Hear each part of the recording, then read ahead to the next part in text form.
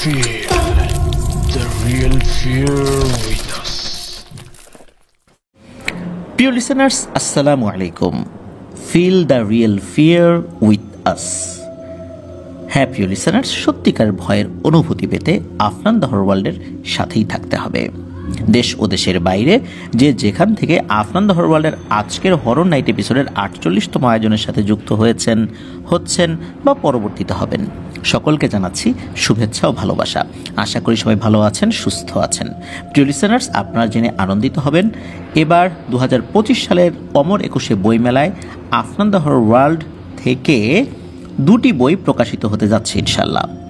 প্রথম যে বইটি বাজারে আসতে যাচ্ছে সেটি হরর থ্রিলার ধর্মী একটি বই। দারুণ রোমাঞ্চকর প্রতিটি মুহূর্ত সেই বইয়ের মধ্যে রয়েছে। এই বইটি এবারও প্রকাশিত হতে যাচ্ছে প্রান্ত প্রকাশন থেকে। প্রিয় লিসেনার্স, আমরা খুব তাড়াতাড়ি এই বইটির প্রি অর্ডার সংক্রান্ত লিঙ্কটি গ্রুপ, পেজ এবং আমাদের এই ইউটিউব চ্যানেলের কমিউনিটি পোস্টে জানিয়ে দেব। প্রিয় লিসেনার্স, আজকের এই এপিসোডে আমরা 2টি ঘটনা আপনাদের সামনে উপস্থাপন করব। প্রথম যে ঘটনাটি, এটি আমার নিজেরই সংগ্রহ করা, আর দ্বিতীয় ঘটনাটি আপনাদের সকলের প্রিয় মোহাম্মদ রবি ভাইয়ের পাঠানো। মোহাম্মদ রবি ভাইয়ের কথা নতুন করে আর বলার কিছু নেই। এই তো কয়েকদিন আগেই আমাদের উইন্টার হরর কার্নিভালের পুরো আয়োজনটা ছিল রবি ভাইয়ের পাঠানো ঘটনাগুলি নিয়ে। আর এই এপিসোডে ওনার একটি ঘটনা এখন আপনাদের সামনে উপস্থাপন করব। তবে প্রথম ঘটনাটি আমার নিজেরই সংগ্রহ করা এবং সেটি দিয়ে শুরু করতে যাচ্ছি। এই ঘটনাটি আমি যার কাছ থেকে সংগ্রহ করছি, উনি পেশায় একজন অ্যাডভোকেট। ওনার নাম হচ্ছে খায়রুল বাশার। ওনার বাড়ি ঝালকাঠি জেলার সদর উপজেলায়। আর উনি মূলত ঢাকার প্রাণকেন্দ্র এলিফ্যান্ট রোড বা বাংলা মোটর, এখানে যেই একটি নামকরা মার্কেট রয়েছে ইস্টার্ন প্লাজা, এটার নাম অনেকেই শুনেছেন। এই ইস্টার্ন প্লাজার কিন্তু 2টো অংশ রয়েছে। একটি অংশে অফিসিয়াল কার্যক্রম পরিচালিত হয়, বিভিন্ন অফিসগুলো সেখানে রয়েছে। আরেকটি অংশে মার্কেট বা দোকান রয়েছে আর কি। তো যেই অংশে অফিসিয়াল কার্যক্রম পরিচালিত হয়, যেগুলো বিভিন্ন অফিস ভাড়া নিয়েছে, তো সেখানে কিন্তু অনেক লয়াররাও তাদের চেম্বার খুলেছেন।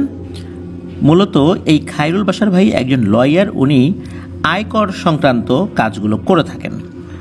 যেহেতু আমি নিজে সরকারি কর্মকর্তা, সরকারি নিয়ম অনুযায়ী আমাকেও আয়কর জমা দিতে হয়, আয়কর রিটার্ন দাখিল করতে হয়। তো এই কারণে মূলত খায়রুল বাশার ভাইয়ের কাছে আমি গিয়েছিলাম একটা রেফারেন্সে। তো আমি যখন আমার ডকুমেন্টসগুলো ওনার সামনে উপস্থাপন করি, বিভিন্ন কথা প্রসঙ্গে যখন উনি জানতে পারলেন যে আমার একটি ইউটিউব চ্যানেল রয়েছে এবং আমি ভয়ের ঘটনাগুলো সংগ্রহ করি এবং উপস্থাপন করি, তখন উনি ওনার কাজ শেষ করে আমার সাথে একটি ঘটনা শেয়ার করলেন। একটি না, আরও অনেকগুলো ঘটনাই উনি শুরু করেছিলেন। তবে আমি একটি ঘটনা পুরোপুরি ওনার কাছ থেকে শুনতে পেরেছি এবং ওনার অনুমতি সাপেক্ষেই আমি এই ঘটনাটি আপনাদের সামনে উপস্থাপন করব। আর পরবর্তীতে ওনার আরও ঘটনাগুলো বিভিন্ন সময়ে যেগুলো ঘটেছিল, যেগুলো ওনার মনে আছে, সেগুলো আমাকে দেবেন বলে উনি বলেছেন। তো চলুন সেই ঘটনাটি এখন আপনাদের সামনে উপস্থাপন করি। ঘটনাটির সময়কাল ছিল 1980 থেকে 82 সালের ভেতরে, আর স্থান ঝালকাঠি সদর উপজেলাতেই। নির্দিষ্ট করে গ্রামের নামটি উনি বললেও সঙ্গত কারণে গ্রামের নামটি বলতে পারছি না, উনি সেটা বলতে নিষেধ করেছেন। তো ওই গ্রামেরই একটা হিন্দু পরিবার, মূলত ওই জায়গাটাতে বেশ অনেক হিন্দু পরিবারের বসবাস ছিল। তো অনেক পুরনো একটা হিন্দু পরিবার, বংশ পরম্পরায় ওনারা ওখানে বসবাস করছেন আর কি। তো তাদের প্রত্যেক ভিটাতেই বা প্রত্যেক জমিতেই একটি বিশাল আকৃতির কোরই গাছ ছিল, অনেক বড় কোরই গাছ। আর এই কোরই গাছটি নিয়ে তাদের নিজেদের মধ্যে অনেক কথা প্রচলিত থাকলেও ওনার দাদা, তার বাবা, তার দাদা, ওনারা কখনো এই কোরই গাছটি বিক্রি করেননি। এটার বয়স যে কত হয়েছিল এটা ওনারা নিজেরাও ভালো করে বলতে পারতেন না। তো একবার কি হয় যে, যেহেতু জমি জমা ভাগ করতে হবে, সন্তানাদি হয়েছে, এখন এত বড় কোরই গাছ যদি থাকে তাহলে তো জমি ভাগ করে সেখানে ঘরবাড়ি নির্মাণ করাটাও বেশ কঠিন একটি ব্যাপার হয়ে দাঁড়ায়। এই কারণেই মূলত ওই গাছটি কাটার সিদ্ধান্ত নেওয়া হয়। তো কাটার সিদ্ধান্ত নেয়ার পর যিনি বিক্রেতা মানে যিনি এই গাছের মালিক, উনি স্বপ্নে দেখেন যে কোনো একটা অবয়ব এসে বলছে যে এই গাছে তো আমরা বহুদিন ধরে থাকি, তোর বাবা, তোর দাদা, তার বাবা, তার দাদা এরাও কখনো কাটে নাই, তুই এই গাছটি কাটিস না। তখন উনি আবার স্বপ্নের ভিতর বলছে যে আসলে আমি তো নিরুপায়, এখন আমার সন্তানাদি হয়েছে, ওদেরও তো ঘর বাড়ি করতে হবে, এই জমি ছাড়া তো আমার কোনো জমি জমা নাই, এত বড় কড়ই গাছ, এই কড়ই গাছটা বিশাল জায়গা নিয়ে, এখন এই কড়ই গাছের নিচে তো ঘর বাড়ি করা যায় না, যদি অনেক সময় যেই মানে ঝড়ে যদি ডালপালা ভেঙে পড়ে তখন কি হবে, তখন তো আরও ক্ষতিগ্রস্ত হবে, ওরা প্রাণহানি হবে, তা আমি তো নিরুপায় হয়ে গেছি, আমার তো কাটতেই হবে। এরপরেও ওই অভাবটি বলে না, তোরা কাটিস না, তুই অন্য কোনো জায়গা কেন, পরেরটা আমরা দেখব। তো এরপরে ওই অভাবটা ঘুমের মধ্যেই মানে স্বপ্নের মধ্যেই চলে যায়। কিন্তু উনি এই ব্যাপারটা আসলে অতটা অস্বাভাবিকভাবে নেন নাই, কারণ ওইখানে যে ভয়ের ঘটনা কখনো ঘটতো বা মারাত্মকভাবে কোনো ভয়ের ঘটনা ঘটেছে এমনটা কিন্তু ওনাদের কাছে কখনো ওইভাবে মনে হয়নি, যার ফলশ্রুতিতে বিষয়টা উনি ওইভাবে গুরুত্ব দেন নাই। আর যখন উনি বিক্রয় করার জন্য আলোচনা শুরু করেন তখন ওই উপজেলারই আর একজন ব্যক্তি, উনিও হিন্দু ভদ্রলোক, উনি গাছ কেনাবেচা করেন আর কি, কোনো গাছ কেনেন, সেটা কাটেন, সমিলে নিয়ে যান, কাঠ আবার বিক্রি করেন, এটাই ছিল ওনার প্রফেশন এবং এই কাজ করে উনি যথেষ্ট ধনীও হয়েছিলেন। তো উনি এই কড়ই গাছটা অনেক আগেই দেখেছিলেন, তো যখন শুনলেন যে এই গাছটা বিক্রি করা হবে তখন উনি মূলত এই গাছটি কিনে নেন। আর খায়রুল বাশার ভাই আমাকে বলেছিল যে ওই ৮০-৮২ সালের সময়ই এই গাছটা ১ লক্ষ টাকায় বিক্রি করেছিল এই গাছটির মালিক। চিন্তা করতে পারেন ৮০-৮২ সালে ১ লক্ষ টাকায় যে গাছ বিক্রি করা হয় সেটা কত বড় গাছ ছিল, কি পরিমাণ মোটা ছিল, তার ডালপালাগুলো কত বড় ছিল। তো এভাবেই গাছটি বিক্রি হয়ে যায়। এখন গাছ যিনি কিনেছেন উনিও রাতের বেলা স্বপ্ন দেখেন যে কেউ বলছে যে এই গাছে আমরা থাকি, তুই গাছটি কাটিস না, তুই অন্য গাছ কেন। তো উনি আবার এই সমস্ত বিষয় পাত্তা দিতেন না, কারণ উনি তো আসলে গাছেরই ব্যবসায়ী, কাঠের ব্যবসায়ী, উনি এইগুলা নিয়ে তো মাথা ঘামানোর সময় ওনার নাই। তো উনি এটা দেখেছেন, ওইটা মাথা থেকে ঝেড়ে ফেলেছেন, ওই একবারই দেখেছেন। তো উনি কী করেছেন, ওনার যেই রেগুলার যারা শ্রমিক ছিল তাদেরকে নিয়ে গাছ কাটতে গেছেন। এত বড় গাছগুলো সাধারণত কি করে, ওই একদম উপর থেকে কাটতে হয়, ডালপালাগুলো কেটে দড়ি দিয়ে আস্তে আস্তে আস্তে আস্তে বেঁধে বেঁধে একটা নির্দিষ্ট প্রক্রিয়ায় নামাতে হয়। আর ওই গাছটা কাটার জন্য মানে বেশ অনেক মানুষেরই প্রয়োজন ছিল। তো উনি প্রথমে গাছ কাটতে গিয়েছেন, গাছ কাটতে যাওয়ার পর ওই উপরের দিকে যখন শ্রমিকরা উঠেছেন, ওঠার পর কোনো কিছু একটা দেখে ভয় পেয়েছেন ওনারা, দ্রুত নেমে এসে বলছে যে গাছ আমরা কাটতে পারবো না, উপরে ভয় আছে, কি যেন একটা দেখলাম। তখন উনি যিনি মানে কিনেছেন আর কি গাছটা, তো উনি বলছেন আরে ও কিছু না, ওট উপরে। তো ওরা আর ওঠে না। এদিকে মুখে মুখে অন্যান্য শ্রমিকদের কাছে তারা বলে ফেলছেন যে এরকম ঘটনা, উপরে উঠলে ভয় লাগে। আর যারা উঠেছিলেন তারা কিন্তু একদম উপরে উঠে ডাল কাটতে খুবই সিদ্ধহস্ত। তো ওনারা যেহেতু এই বিষয়গুলো বলেছেন, অন্য শ্রমিকরাও বলছে যে গাছ আর কাটবো না আমরা এটা। এখন এই যিনি কিনেছেন উনি কি করবেন, উনি তো ইতোমধ্যে সব টাকা দিয়ে ফেলেছেন গাছের মালিককে। আর এরপরে উনি নতুন করে কিছু শ্রমিক আনার পরিকল্পনা করলেন এবং পরের দিন আনলেনও। তো শ্রমিকরা যখন এসেছে, পরের দিনও তারা যখন ওই গাছে উঠে গাছ কাটবে তখন তারাও কোনো একটা কিছু দেখে, অভাব দেখে ভয় পেয়েছে দিনের বেলাতেই। তারা বলেছে গাছ কাটতে পারবো না। এখন কি করণীয়?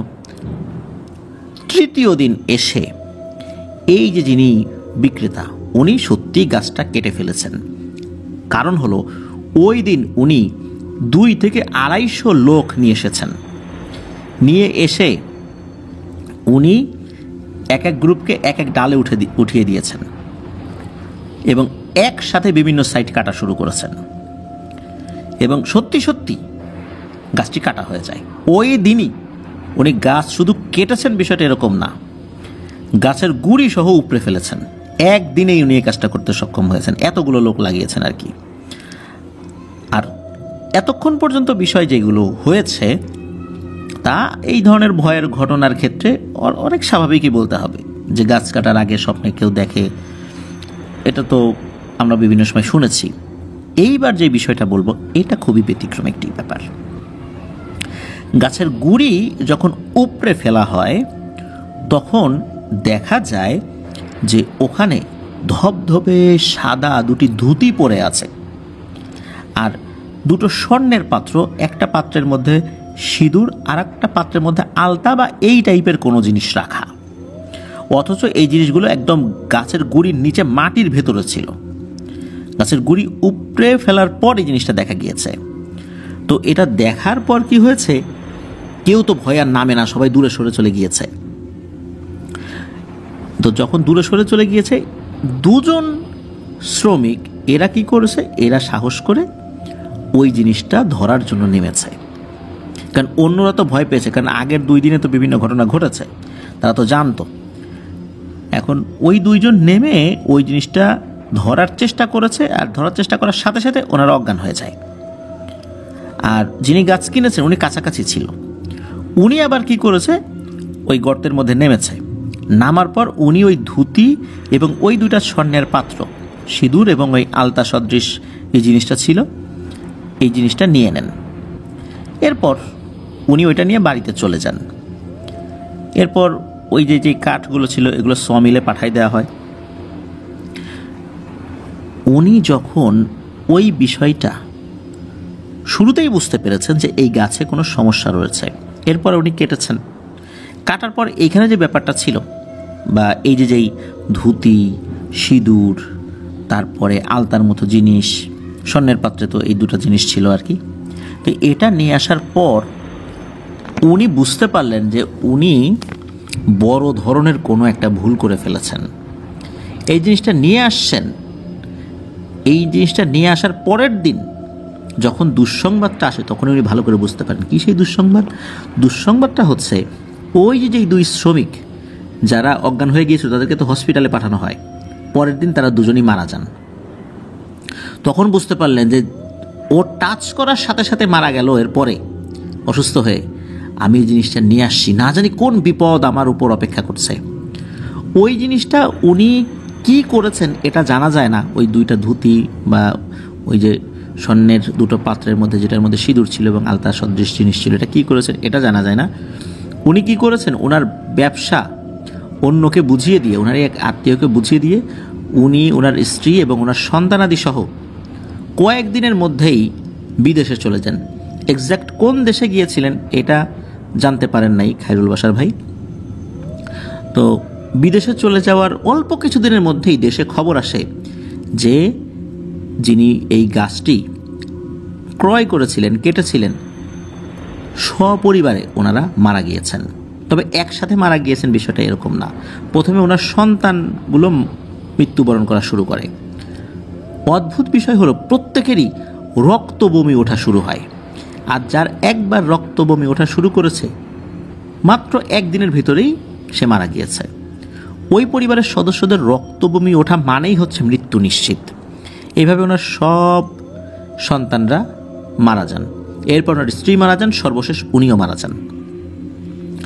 তবে এই ঘটনার সবচেয়ে অদ্ভুত বিষয় হচ্ছে এই গাছের যিনি বিক্রেতা, মানে মূল মালিক যিনি ছিলেন, তার কিন্তু কিচ্ছু হয় নাই, তারও কিচ্ছু হয় না, তার সন্তানাদেরও কিচ্ছু হয় নাই, তার বংশধররা এখনো কিন্তু ভালো আছে। কিন্তু যিনি কিনেছিলেন আর এই যে ধুতি, সিঁদুর এবং আলতা সদৃশ যিনি যারা টাচ করেছিলেন তারাই শেষ হয়ে গেছে। বিশেষ করে 2 জন শ্রমিক, তারা তো মারা গেল পরের দিনই। আর উনি যেহেতু নিয়ে আসছিলেন, উনি ওনার পরিবার সহ ধ্বংস হয়ে গিয়েছেন একদমই। তো যিনি বিক্রয় করলেন, যিনি কিনলেন এই গাছ, দুজনেই হিন্দু ধর্মাবলম্বী। মূলত জানা যায় যে ওই গাছে হিন্দু ধর্মাবলম্বী জিনেরা পরিবার নিয়ে বসবাস করত বহু বছর ধরে, বংশ পরম্পরায়। এই জন্য এই গাছটি বিক্রি করতে নিষেধ করা হয়েছিল। যেহেতু উনি নিরুপায় ছিলেন, হয়তোবা ক্রেতাকে ক্রেতার কোনো সমস্যা হয় নাই বা ওই জিনেরা তাকে ক্ষমা করে দিয়েছে, কিন্তু বিক্রেতা তাকে 2 বার সতর্ক করার পরেও সে যখন কয়েকশো লোক নিয়ে হাজির হলো, গাছটা কেটেও ফেললো, এরপরে যখন ওই গাছের গুড়ির নিচে ওই জিনিসটা দেখলো, তারপর উনি আবার এটা নিয়েও চলে গিয়েছেন। ওনার উচিত ছিল ওই জিনিসটা মাটি দিয়ে ঢেকে দেয়া, কিন্তু উনি সেটা করেন নাই। কিন্তু উনি যে এগুলো কার কাছে দিয়েছেন, কি হয়েছে, এটার আর কোনো সন্ধান পাওয়া যায়নি। এটি ছিল ঘটনা। প্রিয় লিসেনার্স, এরকম ঘটনা কিন্তু অনেক শুনতে পাওয়া যায়, তবে এই ঘটনার মধ্যে যে ছোট ছোট কয়েকটি ব্যাপার ছিল, এটা কিন্তু আমার কাছে একদম নতুন লেগেছে, যেটা আমি আগে কখনো শুনি নাই। ধন্যবাদ জানাচ্ছি অ্যাডভোকেট খায়রুল বাশার ভাইকে। আশা করছি ওনার কাছ থেকে আরও ঘটনা ইনশাল্লাহ পাবো এবং সেগুলো ইনশাল্লাহ আপনাদের সামনে পর্যায়ক্রমে উপস্থাপন করব। আর ওনার কাছ থেকে ঘটনাগুলো আমার নিজেকে সংগ্রহ করতে হবে, যেহেতু ওনার সাথে সরাসরি আমার দেখা সাক্ষাৎ হয়। এই জন্য ইনশাল্লাহ ওনার কাছ থেকে আমি চেষ্টা করব অন্য ঘটনাগুলো যেন সংগ্রহ করে আপনাদের সামনে উপস্থাপন করতে পারি। প্রিয় লিসেনার্স, চলে যাব আমাদের এবারের হরর নাইট এপিসোডের আজকের আয়োজনের দ্বিতীয় এবং শেষ ঘটনায়।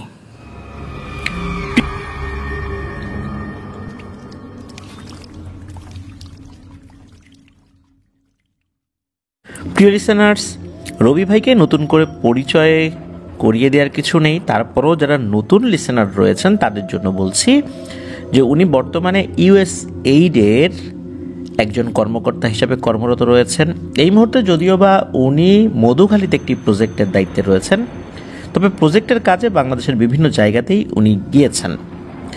তো উনি যখন বেশ কিছুদিন আগে গাজীপুরে গিয়েছিলেন, গাজীপুরের ভাদাম নামক একটা স্থানে, সেখানে মূলত ড্রেনেজ সিস্টেম নিয়ে একটি প্রজেক্ট ছিল, মূলত সেটির কারণে ওখানে গিয়েছিলেন।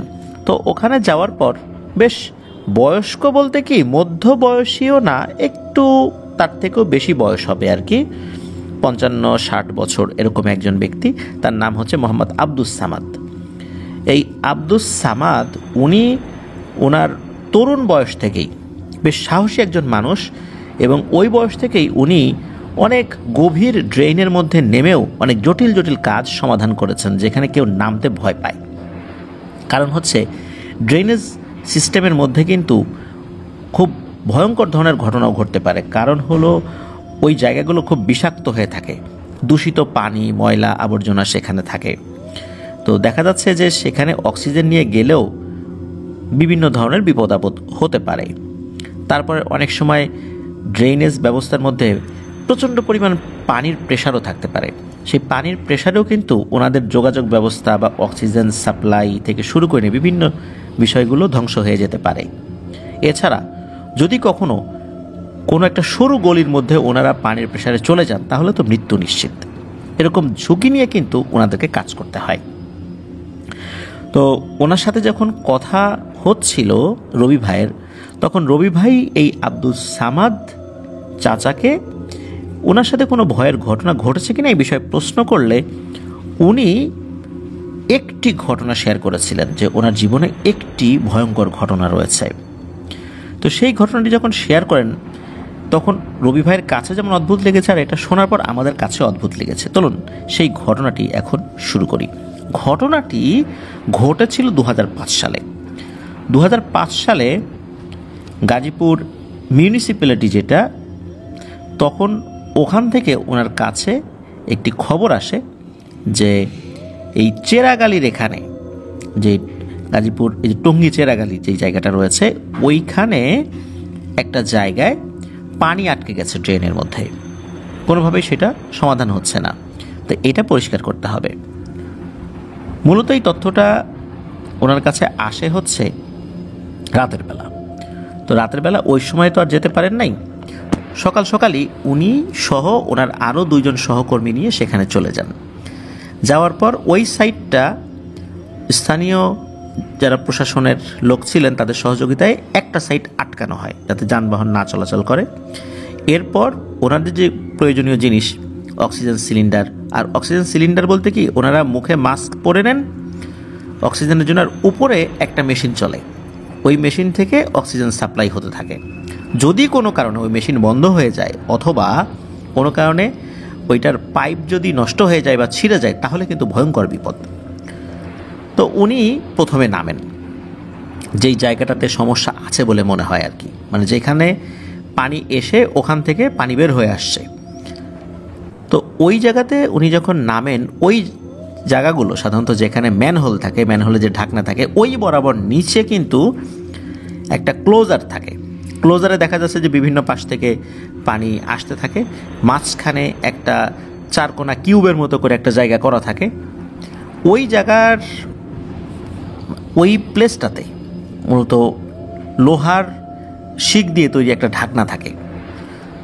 তো যারা এটা দেখেছেন তারা বুঝতে পারবেন আর কি। তো উনি জানতেন যে এই জায়গায় অনেক সময় চতুর্দিক দিক থেকে পানি এসে বিভিন্ন পলিথিন বা এই টাইপের কোনো জিনিস এসে যদি ওই ক্লোজারের ঢাকনার উপরে পড়ে তখন পানি আটকে যায়। আর ওই ক্লোজারের ওই জায়গাটাতে প্রচণ্ড পানির প্রেশার থাকে। যেহেতু এটা খুবই ব্যস্ততম এলাকা, ইন্ডাস্ট্রিয়াল এলাকাও বটে, যার কারণে ওখানে প্রতিনিয়ত প্রচুর পানির ব্যবহার হয়। আর এই কারণে পানির প্রেশার যেমন থাকে, বিভিন্ন ধরনের পলিথিন জাতীয় ময়লা আবর্জনাও ওই জায়গায় এসে জমা হওয়াটাই স্বাভাবিক। তো উনি ওই জায়গায় নেমেছেন। নামার পর প্রচণ্ড পানির প্রেশারে উনি ওই ক্লোজার পর্যন্ত পৌঁছাতে পারছিলেন না। উনি নামার চেষ্টা করলো, ব্যর্থ হয়ে আবারও চলে আসেন আর কি। কিন্তু যেতে তো হবেই, না হলে তো পানি ওভারফ্লো হয়ে যাচ্ছে উপর দিয়ে। এরপর উনি আরেকটু শক্তি সঞ্চয় করে আল্লাহর নাম নিয়ে আবারও ডুব দেন। এবারে উনি কষ্ট করে ওই ক্লোজার পর্যন্ত পৌঁছে যান।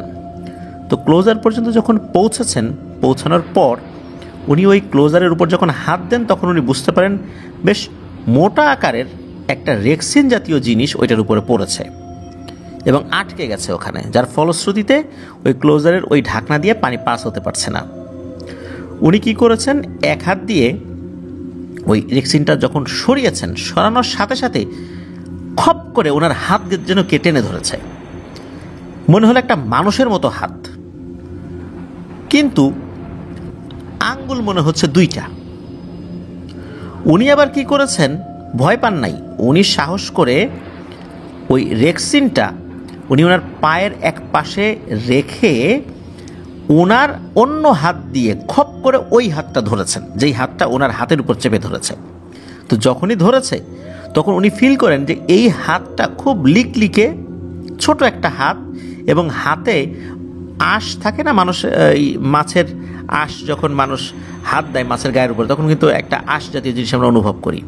এমনি তো থাকে আঁশ, এটা আমরা দেখেছি, কিন্তু হাত দিলে কীরকম অনুভূতি হয় উনি বুঝতে পারেন যে বেশ বড় বড় আঁশ রয়েছে তার হাতে। এরপর উনি ভয় পেয়ে ওই হাতটা ছেড়ে দেন, আর ওনার পায়ের একটা পাশে চাপ দিয়ে যেই রেক্সিনটা রেখেছিলেন ওইটা আবার ধরে দ্রুত উপর দিকে উঠে আসেন। উনি ভাবছেন হয়তোবা তার পা ধরে নিচে হ্যাঁচকা টান দেয় কিনা, কিন্তু না, সেটা আর হয়নি। উনি দ্রুত উপরে উঠে আসেন। উপরে উঠে আসার পর উনি ওই রেক্সিনটা তোলেন। বেশ বড় ভারী একটা রেক্সিন ছিল সেটা, যার কারণে এরকমটা হয়েছিল আর কি।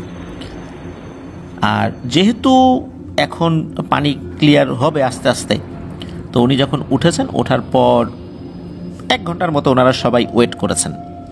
1 ঘন্টার মধ্যে মোটামুটি পানির প্রবাহ একদম স্বাভাবিক হয়ে যায়। যখন পানির প্রবাহ স্বাভাবিক হয়ে যায় তখন ড্রেনেজের যে লাইনগুলো সেগুলো ক্লিয়ার হয়ে যায়, পানিও নিচে নেমে আসে। এরপর ওখানে অন্য কোনো জায়গায় আরও কিছু আটকে আছে কিনা সেই জিনিসগুলো কিন্তু পরখ করা জরুরি। শুধু এইটা করলে যে সমস্যার সমাধান হয়ে গেল বিষয়টা এরকম না। পানি নেমে গেলে তখন আরও কিছু কাজ থেকে যায়। তখন উনি আর একা নামেন নাই, ওনার সাথে আরেকজন সহযোগীকে নিয়ে নেমেছেন। তো দুইজন দুই দিকে যান। একজন চলে যান ওই দিক দিয়ে নেমে গাজীপুর চৌরাস্তার দিকে যেই ড্রেনটা চলে গেছে ওই ড্রেনগুলো কিন্তু অনেক বড় বড় ড্রেন। আর আরেকজনকে বলেন যে ওই চেরাগালির মোড় যেদিকে, ওই দিকটাতে যে ড্রেনটা চলে গেছে ওই দিকে যেতে। তো ড্রেন যখন নিচ দিকে করা হয় তখন কিছু জায়গা একটু পাটাতনের মতো করা হয়, যাতে করে যারা ড্রেনেজ সিস্টেমটা ক্লিন রাখবেন, যে পরিচ্ছন্নতা কর্মীরা, তো ওনারা যেন ওনাদের কাজের সুবিধা পেতে পারেন, এই জন্য এটা করা হয়। তো উনি মূলত একটা পাটাতনের উপর ওঠেন। ইতিমধ্যে পানি আরও কমে গেছে। এরপর উনি হাতে একটা টর্চ লাইট নিয়ে আগাতে থাকেন সামনের দিকে। অক্সিজেন কিন্তু রয়েছে সবার কাছে, কারণ নিচে তো অনেক গ্যাস, ওখানে তো এই উপরের অক্সিজেন বা বাতাসগুলো ওইভাবে কাজ করে না, তো নিচেও তো অন্ধকার, ঘুটঘুটে অন্ধকার। তো উনি যাচ্ছেন টর্চ লাইট মারতে মারতে, হঠাৎ করে একটা জায়গায় খটাং করে একটা আওয়াজ হলো মনে হলো। তো উনি সাথে সাথে যেদিক থেকে আওয়াজ আসছে ওই দিকে টর্চ লাইট মারেন, আর সাথে সাথে দেখতে পান এক ভয়ঙ্কর দৃশ্য।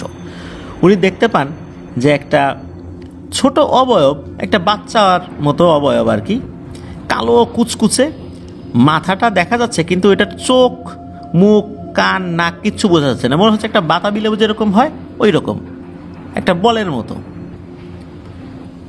বা বাতাবি লেবুর মতো, যেখানে কোনো চোখ, মুখ, নাক কিচ্ছু নেই, কিন্তু হাত রয়েছে, হাতের আঙ্গুল দুইটা। তখন উনি আরও একটা বিষয় দেখতে পান যে যখনই উনি টর্চ লাইট মেরেছেন, মারার সাথে সাথে ওই অবয়বটা মনে হলো যে কি একটা খাচ্ছিল ছিঁড়ে ছিঁড়ে, সাথে সাথে একটা দৌড় দিল, এবং দৌড়টা এমন ছিল টিকটিকি কীভাবে দৌড় দেয় ওইভাবে, চার হাত পায়ে ভর করে ড্রেনেজের আর একটা লাইন ছিল তার মধ্যে ঢুকে গেল। উনি আবার তাড়াতাড়ি করে এগিয়ে গিয়ে ওই লাইনটার মধ্যে টর্চ মেরেছেন। ওই লাইনটা কিন্তু সোজা অনেকটা পথ গিয়েছে। তো যতক্ষণ ওনার টর্চ লাইট ধরা ছিল উনি দেখতে পাচ্ছিলেন যে ওই অবয়বটা টিকটিকির মতো দৌড়ে দৌড়ে চলে যাচ্ছে। যতক্ষণ টর্চের আলো ছিল বা যতদূর দেখা যায় উনি ওইটা পুরোটাই দেখেছিলেন। এরপর উনি দেখার চেষ্টা করলেন যে আসলে জিনিসটা কি খাচ্ছিল। তো উনি দেখলেন যে ওখানে কাকের মতো কিছু একটা পড়ে আছে, কাক বা এই টাইপের কোনো একটা পাখির মৃতদেহ পড়ে আছে, ওটা ছেঁড়া, তো ওটাই ওই জিনিসটা খাচ্ছিল। তো এটা দেখে তো উনি বেশ ভয় পান এবং উনি চিৎকার দিয়ে ওনার সহকর্মীকে ডাক দেন। আর যেহেতু ওই লাইনটা তো সোজা, হালকা শব্দ অনেক দূর পর্যন্ত শোনা যায়, তো ওনার সহকর্মী উনি দ্রুত তার দিকে এগিয়ে আসার চেষ্টা করছিলেন। তবে ওনার সহকর্মীর ওই সাইডটাতে বেশ কোথাও হাঁটু পর্যন্ত পানি, কোথাও কোমর পর্যন্ত পানি, এরকম ছিল। তো ওনার আসতে একটু সময় লাগে। তো এরপর ওনাকে সাথে নিয়ে উপর দিকে চলে আসেন, আর কোনো সমস্যা ছিল না। উনি যখন ওনার ড্রেসটা খোলেন, যে ড্রেস পরে নেমেছিলেন, এরপর দেখা যায় ওনার এক হাতে, বিশেষ করে ডান হাতে 2 আঙ্গুলের ছাপ রয়েছে এবং গভীরভাবে সেই ছাপটা বসে গেছে। ওই যে উনি যখন ওই ক্লোজারের ওখানে ঢাকনাটা ধরতে গিয়েছিলেন, তখন যখন ওনার হাতটা চেপে ধরেছিল, তো ওই ছাপটাই মূলত। তো উনি ওনার সহকর্মীকে এই বিষয়ে খুব একটা কিছু বলেন নাই। তার অবশ্য জিজ্ঞেস করেছিল হাতের ওখানে কি হয়েছে, উনি বলেন না কিছু নাই, তো চাপটাপ লাগছে আর কি। তো উনি এই বিষয়টা এভাবেই এড়িয়ে যান।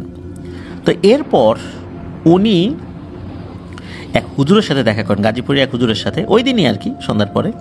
তো হুজুরের কাছে যখন বিষয়টা বলেন, তখন হুজুর বলেন যে জিনদের মধ্যে অসংখ্য শ্রেণী রয়েছে, এর মধ্যে এক শ্রেণীর জিন রয়েছে যারা সবসময় দৃশ্যমানই থাকে, ওরা অদৃশ্য হয় না। আর এই শ্রেণীর জিনেরা সবসময় অন্ধকারে থাকে, ওরা মানুষের সামনে আসতে চায় না, মানুষের সামনে আসলে ওরা পালিয়ে যায়। তবে ওরা মানুষকে পোজেস করতে পারে না, মানুষের উপর আসর করতে পারে না, এমনকি ওদেরকে হাজিরও করা যায় না, কারণ ওরা তো মানুষের উপর আসর করে নাই, হাজির করবে কিভাবে। আর এরা খুবই নিম্ন শ্রেণীর জিন, এদের শরীরের শক্তিও কম, এরা মানুষকে শুধু সামনে পেলে আক্রমণ করতে পারে, এছাড়া অন্য কোনোভাবে আক্রমণ করতে পারে না। তো আপনি ওরকমই একটা জিনের খপ্পরে পড়েছিলেন, আল্লাহর রহমতে আপনি ভালো আছেন, সুস্থ আছেন, এটাই বেশি। তো এরপরে উনি এই আব্দুস সামাদ চাচাকে কিছু দোয়া শিখিয়ে দেন যে এরপর থেকে আপনি যখন এই ধরনের কাজে যাবেন তখন এই দোয়াগুলো পড়ে নামবেন, ইনশাল্লাহ আপনার কোনো কিছু হবে না বা এই টাইপের জিনিসগুলো আপনার আশেপাশে আসতে পারবে না। তা আব্দুস সামাদ চাচা এখনও সেই আমলগুলো করে যাচ্ছেন। তা আব্দুস সামাদ চাচা যেই প্রফেশনটাতে রয়েছেন, আমরা কিন্তু অনেকেই এই প্রফেশনে যুক্ত মানুষগুলোকে খুব একটা পছন্দ করি না, কিন্তু আমরা কি একবারও চিন্তা করেছি এই কাজটি কতটুকু ঝুঁকিপূর্ণ, আর এই কাজে গিয়ে যে কোনো সময় তাদের মৃত্যু হতে পারে। আর এই মানুষগুলো আছেন বলেই আমাদের শহর, আমাদের আশপাশ থাকে পরিষ্কার পরিচ্ছন্ন। আমরা যদিও বা তাদেরকে পরিচ্ছন্নতা কর্মী বলি, কিন্তু তাদের আসলে বলা উচিত পরিবেশ কর্মী, যদিও বা তারাও তাদের তরফ থেকে দাবি করছেন তাদেরকে পরিবেশ কর্মী হিসেবে স্বীকৃতি দেওয়ার জন্য। আমরাও মনে করি যে তাদেরকে আসলে পরিচ্ছন্নতা কর্মী না বলে পরিবেশ কর্মী বলা উচিত, কারণ তাদের মাধ্যম দিয়েই কিন্তু এই শহর, আমাদের আশপাশ রয়েছে পরিষ্কার পরিচ্ছন্ন। প্রিয় লিসেনার্স, আমাদের পাঠ্যপুস্তক থেকে কিন্তু অনেক কবিতাই হারিয়ে গেছে, যে কবিতাগুলো আমাদেরকে নীতি নৈতিকতা শিক্ষা দিত।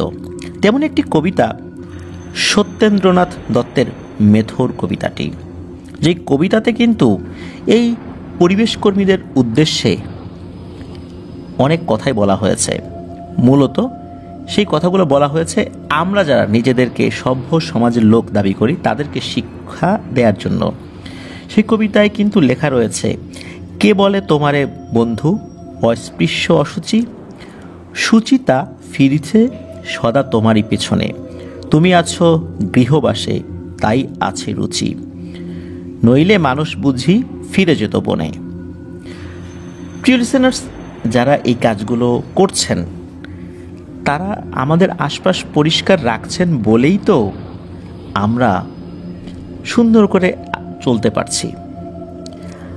আপনি একবার ভাবুন, আমাদের বাড়িতে বা আমাদের আশপাশ যারা পরিষ্কার পরিচ্ছন্ন রাখছেন তারা যদি একদিনের জন্য সেটা করা বন্ধ করেন, আমরা বাইরে বের হতে পারবো?